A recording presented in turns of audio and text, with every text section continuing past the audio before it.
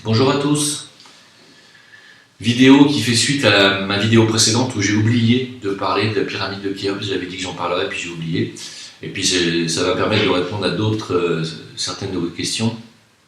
Donc la pyramide de Khéops, effectivement, on a trouvé, grâce à une nouvelle technologie, qui inclut d'ailleurs la maîtrise de certains éléments cosmiques, de l'énergie cosmique. Grâce à cette nouvelle technologie, on peut voir à travers les pierres, on peut voir à travers les cloisons épaisses, et donc on peut voir à travers des lieux qui sont impénétrables, qui ont été impénétrables jusqu'à présent, comme la pyramide de Khéops, et on a pu mettre en lumière le fait qu'il y a un vide, un grand vide à l'intérieur de la pyramide de Khéops, puisqu'on pourrait y mettre un avion de tourisme. Ils ont également mis en lumière l'existence d'un vide juste derrière les cloisons de la pyramide qui semblerait être un couloir. Alors je tiens à dire que moi j'ai été l'un des défenseurs de Jean-Pierre Houdin, l'architecte français qui a travaillé avec les industries Dassault 3D et qui a mis en lumière le secret de fabrication de la pyramide de Khéops, si je puis dire, puisqu'il a trouvé ce système de rampe interne qui permet l'acheminement des blocs à l'intérieur de la pyramide à partir d'une certaine hauteur, ce qui balaye bien entendu la théorie officielle de l'égyptologie classique qui nous dit qu'ils ont utilisé des pans inclinés de plusieurs kilomètres de long. Bien entendu, c'est absurde, totalement absurde. L'égyptologie classique est vraiment parfois ridicule dans certains de ses dogmes, et on n'a pas le droit en plus de la remettre en question. Jean-Pierre Houdin avait été violemment bâché et balayé par ces industries, par l'égyptologie classique, et par les trolls nombreux qui suivent toujours de manière cartésienne tout ce qui est dogme classique, que ce soit en science ou que ce soit en égyptologie. On a toujours ces trolls cartésiens et fermés, bouchés du cerveau, qui ne fonctionnent qu'avec l'hémisphère gauche et qui n'ont absolument pas dessous de bon sens parfois. Donc évidemment Jean-Pierre Houdin, qui est lui-même architecte, avait mis en lumière donc l'existence de cette rampe interne, et il avait prédit qu'on finirait par trouver deux chambres ou deux pièces intérieures, à côté de la chambre dite du roi, ce qui est encore une fois une hérésie. La pyramide n'a jamais été un tombeau. Pour ceux qui connaissent un petit peu l'Égypte, l'égyptologie, et qui ont visité les tombeaux de la vallée des rois, même si vous avez visité un seul tombeau, vous verrez les centaines et les milliers de hiéroglyphes qu'il y a sur les murs de partout pour décrire le chemin spirituel, le cheminement de l'âme du défunt. Il n'y a pas un hiéroglyphe à l'intérieur de la pyramide de Khéops, il n'y a pas un seul hiéroglyphe, pas un seul. Voilà. Le seul cartouche qu'on a retrouvé est à l'extérieur de la pyramide, le cartouche de Khéops d'ailleurs, ce qui nous fait affirmer que cette pyramide a donc été construite par Khéops et donc date de l'époque où Khéops a existé. Ce qui est encore une fois une aberration. C'est pas parce que monsieur a mis un graffiti avec son nom sur la paroi externe de la pyramide que c'est la sienne. Si vous montez tout en haut de la pyramide de Khéops, et moi j'y suis allé, vous allez voir que les 5 ou 6 derniers étages de pierre sont remplis de graffitis. Tout le monde a mis son nom, a gravé son nom dans la pierre, sauf moi, je ne l'ai pas fait par respect. Mais il y avait une petite place à côté de Napoléon, parce que Napoléon lui-même a gravé son nom tout en haut. Et j'avais bien envie de marquer le mien, puis je me suis dit non, ça se fait pas. On ne grave pas son nom dans une pierre comme ça, d'une œuvre si magistrale, ça se fait pas, c'est pas bien. Et c'est pas pour ça que tous les gens qui ont mis leur nom en haut de la pyramide revendiquent la pyramide comme étant la leur. Voilà. Donc, tout ça pour dire que Jean-Pierre Houdin, français, qui avait découvert le secret de fabrication de cette pyramide par la rampe interne, vient d'être finalement confirmé par cette nouvelle technologie qui permet de scanner l'intérieur des pyramides. On a effectivement trouvé un espace vide à côté de la chambre du roi, et ils ont également trouvé un autre espace vide juste derrière les murs d'entrée de la pyramide qui semblerait être des couloirs. C'est ce qu'avait prédit Jean-Pierre Houdin, et c'est aussi ce qu'avaient dit les Japonais quand ils avaient scanné cette pyramide avec une autre technologie, qui avait mis en lumière également un vide interne, il s'agissait bien de la rampe interne, il n'y a pas de doute là-dessus. Il faut vraiment être borné pour ne pas remettre en question ses propres dogmes, quoi. Et quand on est borné, c'est de la bêtise, quoi. Il n'y a pas d'autre mot, quoi. Hein. Voilà, donc je tenais à le dire. Bon, après, ce qui est embêtant, c'est la révélation de cette rampe intérieure et de cet espace vide, qui pour l'instant n'a pas été plus identifié que ça. Bon, Jean-Pierre Audin nous dit que ce sont 2 pièces. Alors, c'est marrant parce que dans le jeu Assassin's Creed, le dernier jeu Assassin's Creed, vous allez retrouver, qui se passe en Égypte, vous allez retrouver cette pyramide de Khéops avec justement les chambres dites de Jean-Pierre Audin et la rampe intérieure. Vous allez la retrouver. Pourquoi ? Parce que ils se sont inspirés justement des travaux de Jean-Pierre Audin. Ils savaient, alors ils ont déclaré eux-mêmes que pour eux c'était du bon sens et que c'était la thèse la plus crédible, cette rampe intérieure, avec l'existence de ces 2 antichambres. Et donc ils ont recréé la pyramide de Khéops avec les antichambres. Et donc le jeu est sorti déjà avant la révélation de l'équipe Scan, je ne sais plus comment ça s'appelle, ceux qui ont scanné cette pyramide. Donc voilà, donc c'est assez marrant. Et en fait, bon, ce qui est un peu embêtant dans cette histoire de révélation des chambres de la pyramide, c'est que ça n'apporte rien au moulin, j'ai envie de dire. C'est-à-dire que ça ne nous donne toujours pas d'explication sur le pourquoi. Pourquoi a-t-on construit ces pyramides? À quoi ont-elles servi? Vous allez me dire, mais c'était des tombeaux. Oui, mais si on admet que ça n'en était pas, hein, si avec un peu de bon sens, quand on a visité tous les tombeaux égyptiens, comme je l'ai fait, je suis même allé à Tanis, un endroit où personne ne va, il y a des hiéroglyphes de partout dans les tombeaux, c'est une constante en Égypte. Si vous me sortez un tombeau sans hiéroglyphe, je veux bien aller le visiter moi-même. En attendant, Khéops serait quand même le plus grand tombeau égyptien et il n'y aurait pas un seul hiéroglyphe à l'intérieur. Ça ne vous paraît pas étrange? Moi, ça me paraît très étrange. Hein. Donc, ça ne fait pas avancer les choses, c'est-à-dire qu'on a découvert effectivement l'existence de la rampe intérieure, on a découvert l'existence de ces 2 antichambres, très bien, bravo. Et malheureusement, le fait de dire antichambre va confirmer cette thèse d'égyptologie classique qui va dire que si c'est des antichambres, c'est qu'il y avait bien une chambre, donc c'est qu'il y avait bien un défunt allongé dans la chambre. C'est ça le problème, ça, si vous voulez, ça ne va pas dans le sens de ce qu'on dit, mais pour moi, pour l'instant, on n'a pas d'explication sur le comment, sur le pourquoi de la construction de Khéops, enfin des pyramides en général. Pourquoi ont-ils construit ces fabuleux objets archéologiques? Pourquoi? Alors, bon, j'ai fait des vidéos sur les rapports mathématiques entre Khéops, notamment notre planète Terre, les rapports mathématiques entre la Terre et la Lune, entre la Terre et le Soleil, entre la vitesse de la lumière et la pyramide de Khéops. Ça, Jacques Grimaud en parle très bien. Mais ça ne nous explique pas pourquoi. On attend toujours cette révélation que je ne peux toujours pas vous donner parce que je ne l'ai pas. Voilà. Ouais, bon, quand même, je tenais quand même à dire que moi j'ai été un des seuls à avoir soutenu Jean-Pierre Audin, tout comme aujourd'hui je suis un des rares à soutenir M. Jacques Grimaud, parce que je sais reconnaître intuitivement les gens qui détiennent une partie de la vérité. Voilà. C'est prétentieux peut-être de ma part. Ceux qui me suivent depuis longtemps ont senti ça chez moi aussi. Pas que j'étais prétentieux, mais que je détenais une petite part de cette connaissance. J'ai cette capacité, depuis que je suis très jeune, à sentir la vérité là où elle est. Vous m'avez demandé d'aller écouter certaines personnes parler et de vous dire ce que j'en pensais. Cette nuit, j'ai été écouter M. Sébastien Karoubi. Je suis au regret de vous dire que j'ai décelé 75 à 80% de fausseté dans tout ce qu'il dit. Je vois bien que c'est un monsieur qui, à un moment donné, a dû lire un petit peu la littérature New Age ou la littérature occulte ou ésotérique, mais il la maîtrise pas du tout et il fait son petit méli-mélo, il a fait sa petite tambouille et il nous ressort des choses un peu à gauche à droite avec son imagination, sauf que non, hein, c'est pas des vérités. Hein. Voilà, donc il y a comme ça, je suis désolé pour ce monsieur, je ne suis pas spécialement spécialiste pour détruire le travail des autres, mais il y a sur la toile, à gauche à droite, un peu comme ça, pas mal de gens qui ne maîtrisent pas et qui ne connaissent pas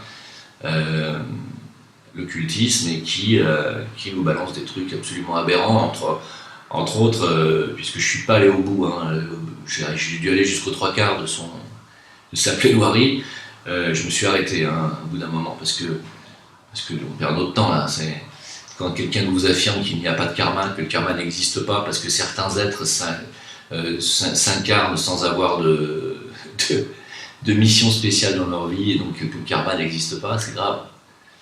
C'est gravissime, hein. C'est vraiment une méconnaissance totale. Alors, vous m'avez demandé de vous dire ce que c'était que les portails organiques. C'est un terme qui est utilisé depuis peu d'années. Les portails organiques, c'est un terme qu'ils utilisent pour désigner des êtres qui n'auraient pas d'âme. Donc il y aurait des humains sans âme, c'est ce que nous dit aussi le rabbin Rav Dinovitz, il dit qu'il y a des êtres sans âme. Alors pour lui, les êtres sans âme, ce serait le Hezbollah, ou non pas le Hezbollah, le Hamas. Bon. Alors pour moi, tous les êtres vivants ont une âme, les végétaux, les animaux ont une âme. Alors les végétaux ont une âme groupe, c'est une âme groupe, les animaux ont une âme groupe, ils n'ont pas encore d'âme individuelle, ils ne se sont pas encore individualisés, même si certains sont sur le chemin. Si certaines espèces animales sont sur le chemin de l'individualisation, comme les chiens, les chevaux, tous les animaux qui sont domestiqués, qui sont en rapport étroit avec l'homme, évoluent plus vite. Sur le plan mental, c'est normal, et l'évolution mentale est une évolution sine qua non, ainsi que la position verticale, pour pouvoir avoir la possibilité de s'individualiser au niveau de l'âme. Hein. Donc, tous les êtres humains, pour moi, ont une âme. Voilà, c'est voilà encore une chose qui fait partie, comme la terre plate, des hoax qu'on balance comme ça. En ce qui me concerne, attention, je peux très bien me tromper, mais c'est pas parce que quelqu'un se comporte de manière brutale dans la vie, c'est-à-dire est capable de tuer quelqu'un de sang-froid, ou d'abattre des animaux de sang-froid, ou de torturer des enfants, ou de violer des femmes, qui n'a pas d'âme. Il faut bien comprendre que le système de corps subtil de l'être humain est ainsi fait que quand il s'incarne, c'est-à-dire quand une âme décide de s'incarner dans la troisième dimension, elle décide de s'incarner par un système, comme je vous ai déjà expliqué plusieurs fois, par un système de différents corps qui lui permettent de traverser les plans vibratoires inférieurs. Parce que j'aime pas parler de dimensions, hein. J'ai déjà parlé dans la vidéo précédente des dimensions, vous confondez dimensions avec les plans vibratoires. En occultisme, on ne parle pas de dimensions. On parle de plan vibratoire, point barre. Les dimensions, ça a été inventé par les personnes qui ne savent pas ce que c'est que les plans vibratoires, qui sentent intuitivement qu'il y a bien des vibrations supérieures qui nous permettent d'aller dans des dimensions supérieures, mais qui utilisent ce terme un peu à tort et à travers, et en occultisme, on ne parle pas de dimensions, on parle de plan vibratoire.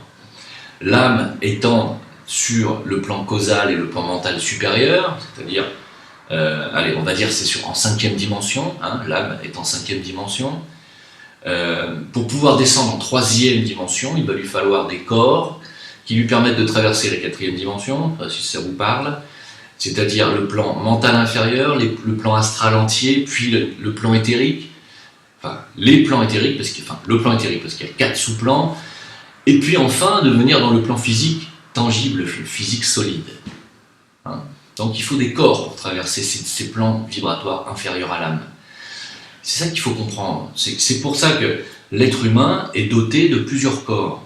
Alors, si on prend les corps inférieurs à l'âme, c'est-à-dire les corps que l'âme prend pour s'incarner dans le monde mental inférieur, astral, c'est-à-dire émotionnel, puis éthérique et physique, vous allez me dire, ah, ça fait 4 plans vibratoires, il faut 4 corps à l'homme alors. Ah ouais, vous avez compris le système. Un homme ne peut avoir d'existence sur un plan que s'il a un corps qui est adapté à ce plan. Le corps physique est adapté au plan physique. D'accord ? Avec ses 3 subdivisions. Parce que le plan physique a 3 subdivisions. Solide, liquide, gazeux. Notre corps physique est composé de solide, de liquide et de gaz. Ensuite, il y a les 4 sous-plans de l'éther, hein, les 4 sous-plans éthériques. Et en fait, en réalité, notre corps physique a sa contrepartie dans l'éthérique, ce que les scientifiques aujourd'hui appellent l'énergie noire ou la matière noire. Nous avons notre contrepartie en énergie noire ou en matière noire, qui est en réalité l'éther, vous l'avez compris, chez les occultistes, il y a très longtemps qu'on le sait. Ces 4 éthers, eh bien, nous les avons dans notre corps éthérique. Voilà. Donc, en occultisme, on considère que le corps éthérique et le corps physique ne font qu'un, parce que le corps éthérique est considéré comme le moule énergétique du corps physique. Donc, physico-éthériques ne font qu'un seul corps en réalité. Le corps physique n'existerait pas s'il n'y avait pas de corps éthérique. D'accord ? Et aussi parce que, je ne vais pas rentrer trop dans les détails parce que vous avez pu me suivre. Donc nous avons également à l'intérieur de nous-mêmes un corps émotionnel qui nous permet d'évoluer sur le plan astral. Donc nous avons un corps astral, puis nous avons un corps mental, hein, tout ceci contenu dans un ego. Hein. C'est ces trois corps-là qui forment l'ego. Hein. Et c'est grâce à ces 3 corps-là que nous pouvons nous incarner dans les plans inférieurs. Voilà. Et lorsque nous dormons la nuit, notre conscience quitte notre corps physique, puisque le corps physique est en régénération par le corps éthérique. C'est le corps éthérique, une partie du corps éthérique qu'on appelle le corps vital, qui va réparer les dégâts subis par le corps physique la journée. Et donc c'est pour ça que vous avez sommeil, hein, vous êtes fatigué, parce qu'il est temps pour votre corps physique d'être régénéré par le corps vital, qui envoie, à travers les atomes et les cellules, l'énergie vitale. Hein. Voilà. Donc pendant ce processus de régénération, qu'est le sommeil, votre conscience, qui elle ne dort jamais, part dans un autre corps, qui est le corps astral. Donc la nuit, quand vous dormez, vous partez dans une autre, pas dans une autre dimension, j'aime pas ce terme, même si effectivement le plan astral fait partie de la 4e dimension. Moi j'ai classifié la 4e dimension à partir du plan éthérique. C'est-à-dire à partir du moment où on ne voit plus par nos yeux physiques, vous rentrez dans une autre dimension. Mais j'aime pas cette classification de dimension. Voilà. Donc la nuit, vous partez dans le plan astral. Voilà. Selon votre pureté et selon votre degré spirituel, vous allez aller soit dans le bas astral, soit dans l'astral médian, soit dans l'astral supérieur. Mais ceci se fait par le biais de votre corps astral. C'est pour ça que la nuit, vous faites des rêves qui sont plus ou moins... Alors, certains me disent, mais pourquoi je fais des rêves qui sont tellement clairs, tellement limpides, et puis surtout, ce sont des rêves qui arrivent. C'est des choses qui arrivent. Parce que vous avez été touché l'astral supérieur. Vous avez eu droit à une vision du futur proche. Parce que le futur et le passé et le présent sont parfaitement liés dans l'astral. Et vous pouvez avoir une vision astrale qui vous permet de savoir les choses un peu à l'avance, légèrement. D'autres, par contre, font des cauchemars parce qu'ils ont traversé le bas astral et même ils y sont restés. Et puis ceux qui n'ont pas vu de différence et qui se sont retrouvés dans un monde où ça leur paraissait être le même que celui où ils étaient sur Terre, où ils sont sur Terre, et se sont retrouvés dans l'astral médian, celui qu'on appelle le purgatoire. Voilà.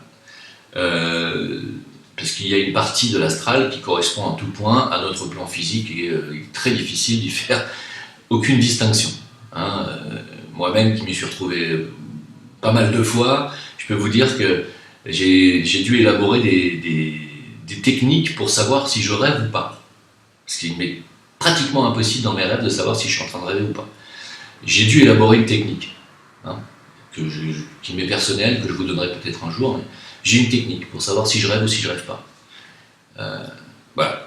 Donc c'est un peu comme dans le film, il y a un film avec DiCaprio qui s'appelle, je crois c'est Inception, où il rêve comme ça, il maîtrise les rêves et il rentre dans les rêves et dans les différentes phases de rêve. C'est très intéressant et ils ont un symbole avec eux, ils ont un truc qui leur permet de savoir s'ils sont dans le rêve ou pas.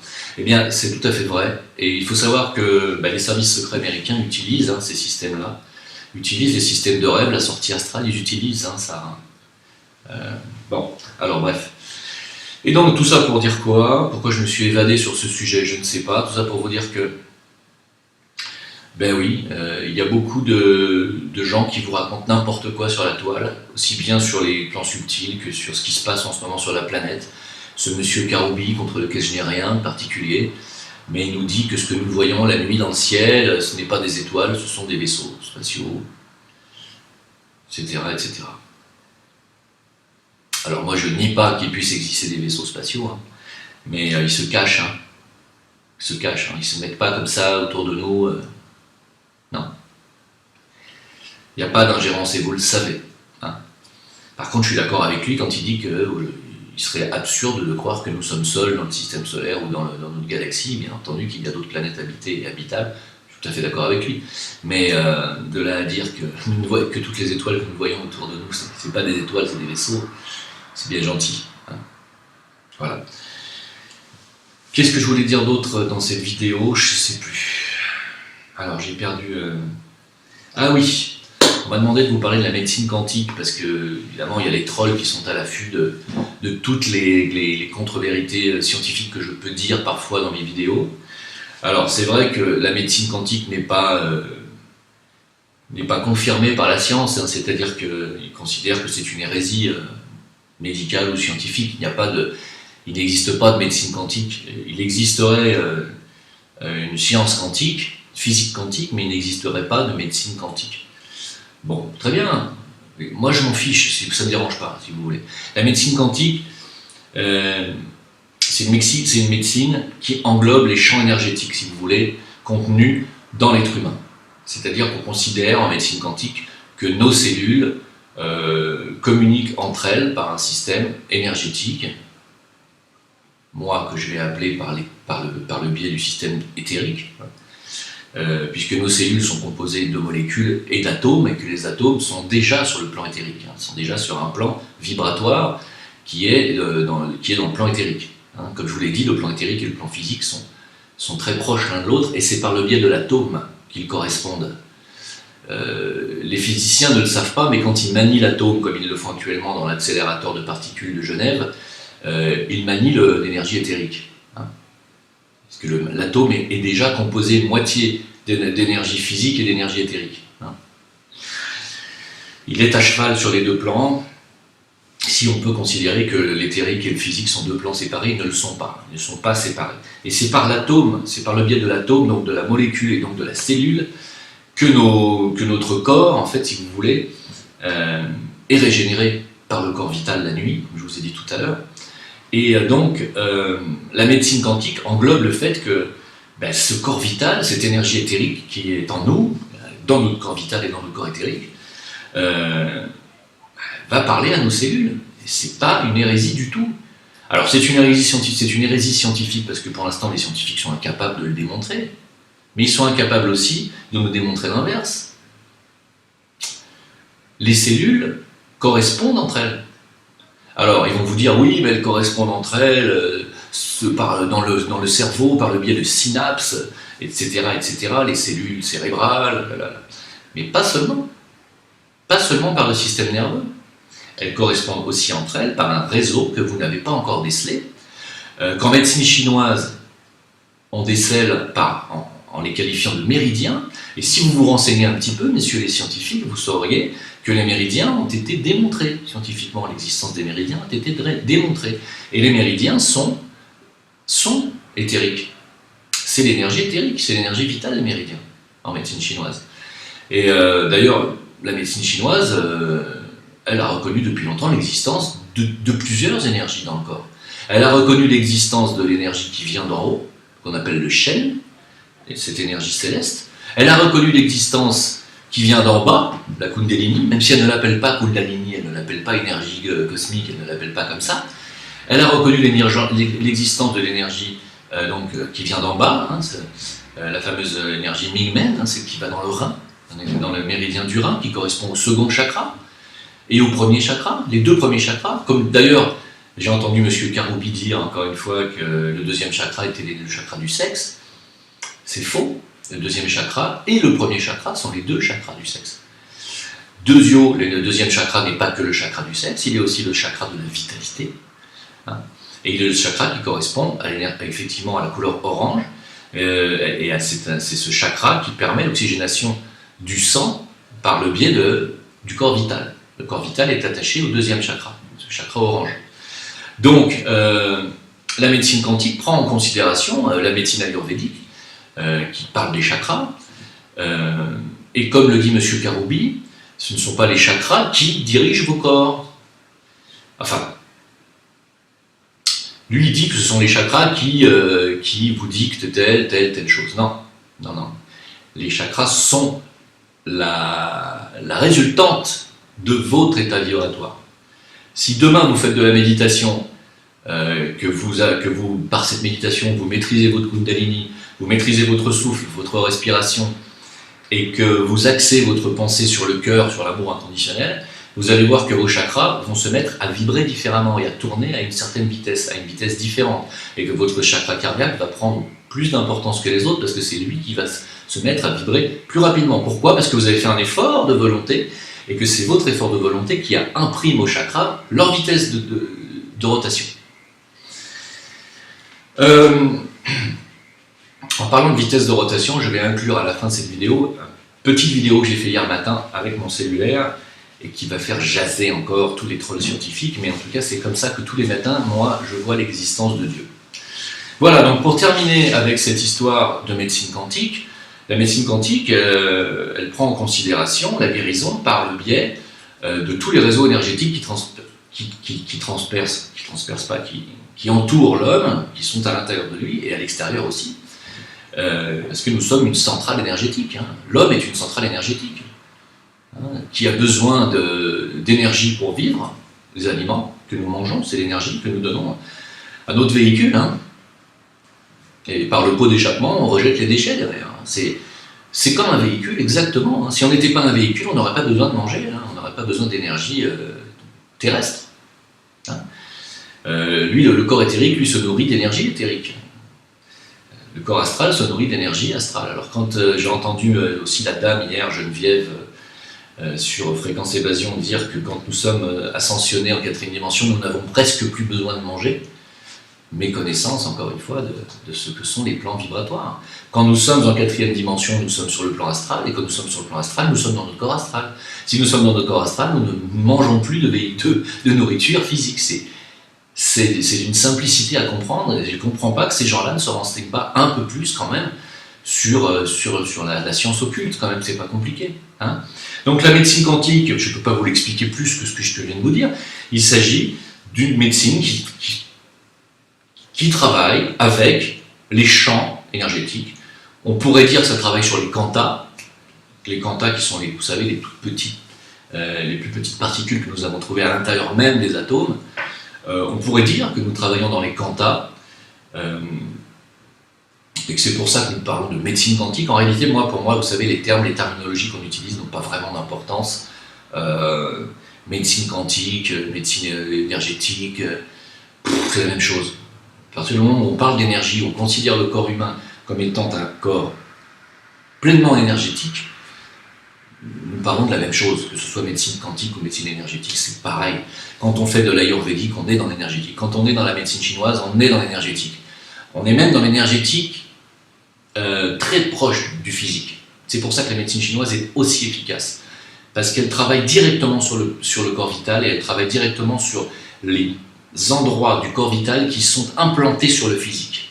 Hein, c'est-à-dire les nœuds éthériques qui sont palpables sur le physique. Donc, vous savez, le corps éthérique et le physique sont tellement proches l'un de l'autre que le corps éthérique, qui est le moule du corps physique, est accroché au corps physique à certains endroits, sur des milliers d'endroits, par des milliers d'endroits, qu'on appelle des points en médecine chinoise, des points de méridiens. Hein.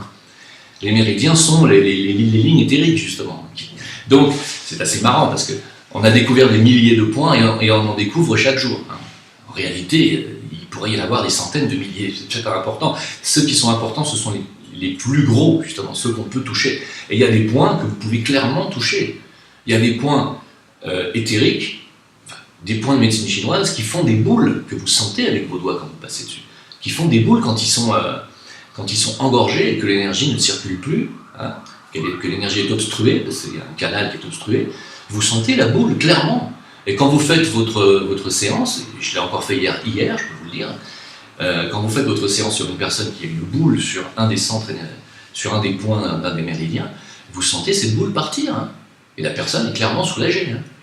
Et ce sont des boules d'énergie. Hein. Alors quand on parle d'énergie quantique, pour elle, ça serait bien que la science s'intéresse un peu à la médecine chinoise. Il y a énormément de choses à prendre là. Apprendre et à apprendre. Hein. Il faudrait que les scientifiques fassent un petit peu preuve d'humilité et se disent que c'est pas parce qu'une médecine a 2500 ans, que c'est les Chinois qui l'ont découverte, que c'est automatiquement de la foutaise. Il y a beaucoup d'informations à prendre là. Et si la France veut aller au bout de son but, c'est-à-dire révéler l'existence de l'âme, ce serait quand même bien qu'elle commence par s'intéresser à toutes les médecines ancestrales qui utilisent des réseaux énergétiques. Hein. Parce que démontrer scientifiquement l'existence d'un corps énergétique, en science, c'est-à-dire s'ils arrivaient à nous démontrer l'existence qu'on a un corps d'énergie noire, ils ne vont pas dire corps éthérique, hein, ça leur ferait trop mal à la bouche de le dire. Hein, ils ne vont pas le dire, ils ne vont pas l'avouer, que les occultistes et les gens qui ont découvert la médecine chinoise de 1500 ans en arrière le savaient déjà, ça va leur faire mal à l'ego. Donc ils vont vous dire « Ah, mais nous avons un corps de matière noire ». Quand ils l'auront découvert scientifiquement, on aura déjà fait un grand pas. Hein. Il ne restera plus qu'à démontrer l'existence du corps émotionnel, puis l'existence du corps mental, et après, la dernière étape, ça sera l'existence de l'âme. Hein. Donc, commencer par déjà démontrer qu'il existe un corps énergétique, ça serait déjà une bonne chose. Sauf que nous, les Chinois, j'allais dire, sauf que nous qui pratiquons la médecine chinoise, on le sait qu'il existe le corps éthérique depuis longtemps, et ceux qui pratiquent la médecine ayurvédique, c'est encore plus. Hein. On est à la traîne en France, arrêtez de vous croire supérieur parce que vous faites des études de sciences. Allez, je vous laisse avec cette petite vidéo que j'ai filmée hier matin dans mon bol à thé. Voilà, qui est toujours là d'ailleurs. Un petit bol à thé avec ma petite démonstration à moi de l'existence de Dieu dans l'univers. Allez, je vous laisse. À bientôt, au revoir. Donc, dans la rubrique « Qui a créé l'univers ?», voilà ce que je me dis tous les matins. Voilà, c'est ce qui reste de particules de thé, c'est du thé, quelques morceaux de feuilles de thé au fond de l'eau. On va dire que voilà l'univers non organisé, informel, avec ses particules élémentaires un peu partout. Arrive à ce moment-là une intelligence, nommons-la X. Elle crée un mouvement rotatoire dans l'espace. Ok ? Et voilà ce qui se passe.